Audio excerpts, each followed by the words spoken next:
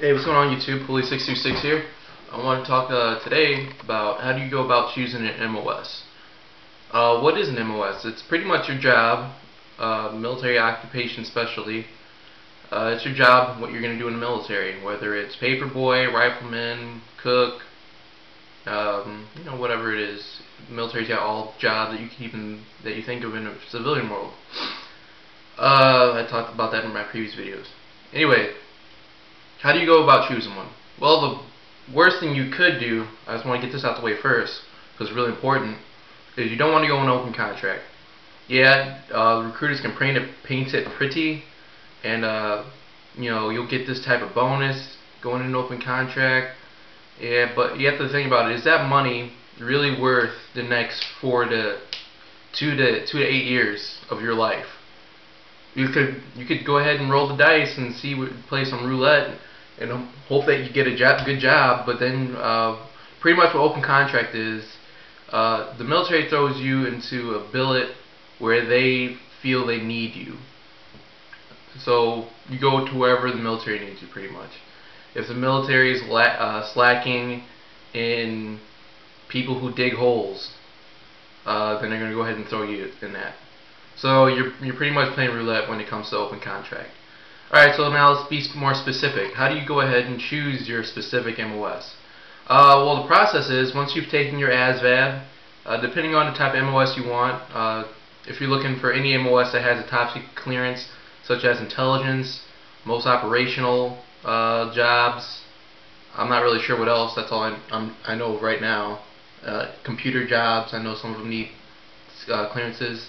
Anytime you need a clearance, you have to take you have to go through a screening process. Well, to pretty much ask you who your mama was, who your daddy was, what school you went to, who did you grow up with, and they're pretty much just doing a background check because the government wants to know that they can trust you with governmental secret documents and information. And it's pretty much the way it was explained to me when I got my secret clearance was they just want to make sure you're not a terrorist. Now. If you're going for a job such as the intelligence field, like I originally planned on doing, then you have to take the D-Lab. A couple years ago, you didn't have to. Now it's a requirement.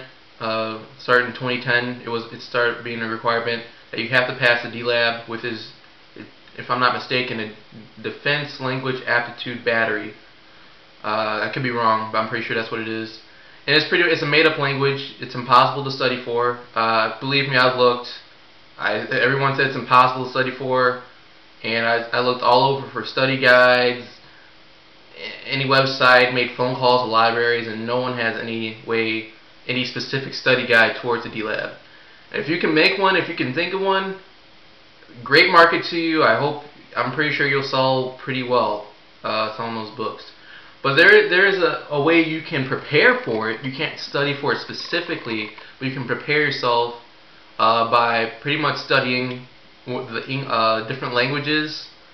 So if you know different languages, that would help. Or studying English structure, literature. All that helps. Anything that has to do with English will help you, I guarantee it. A lot of those rules, when I took the D-Lab, I picked up from junior, senior year in high school, and a little bit of college. Alright, let me go back now. Picking a specific job. So what happens is you get a dream sheet. You pick your top 3 jobs. Like if you were they do that for officers. Or at least I know at service academies they do. I don't know about ROTC or any of that. You pick your top 3 jobs, and you're most likely to get your number 1. I'll talk about the enlisted side, then I'll go officer academy route, and then I'll talk about ROTC, how that goes. So for enlisted, you pick your top 3 jobs. You say, recruiter, I want to work on GPS systems for aircraft, and if that doesn't work out, then I'll be personnel administration, and if that doesn't work out, then I'll be a cook. I always use cook. Anyway. And then pretty much you get whatever job is open. If your number 1 isn't open, then you're guaranteed one of those 3 jobs. Specifically, you're not guaranteed the specific job. So, for example, 0231 is infantry rifleman, if I'm not mistaken. But if your number one is infantry and you get infantry, it's not necessarily you're going to be a rifleman. You could be artillery. You could there's a couple things you could be. You'll be put in that billet of infantry. Same with personnel. If I want to be specifically, I want to be a clerk. I'm not sure the requirements on that, but if you want to be a clerk, you'll be thrown into the personnel and administration billet. You won't get a specific, and then when it comes to specifics, you'll be thrown into wherever the military needs you.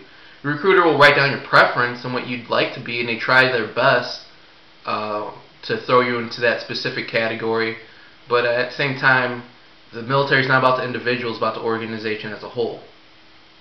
All right, so that's pretty much covering the enlisted side. Now, how do you go about choosing that job? Pretty much what you want to do is figure out what you want to do in the civilian world. Don't just think military. Because most people who think, I'm going to go ahead and do my 20 years and then retire, a lot of people don't end up retiring out of the military. A lot of people in the military are forced out. You know, my father was forced out on his 19th year. Not because of bad behavior or anything, but the Gulf War was over and they had drawbacks and they were taking senior guys and saying, you know, we're going to cut you short. So you never know. Life changes. You might get a kid and he's like, you know, I can't handle this military life anymore. So don't bank on you're going to do 20 and retire. I want to, but at the same time, I'm not banking on it. All right. As I said, pick something you're going to want to do. If you like painting, anything in the arts. I'm not sure. I don't think the military has anything like that. But you know, just find something closely related to that. If you don't like your job, you don't get the job you want. As I said in my previous videos, you can easily just take classes online, go on base education, and you know, take classes on whatever you really want to do. So when you process out the military, not only do you have military experience, but you're also educated in the field that you always want to be in. So, like example, my dad, when he was in the Marine Corps, he was enlisted under logistics. He also did the band, got thrown in the band. But at the same time, he took his education and got a degree in mechanical engineering. So that's completely different. Alright, I don't want this to be a long video, so I'll go ahead and talk about the officer and ROTC and academies in a separate video. Alright.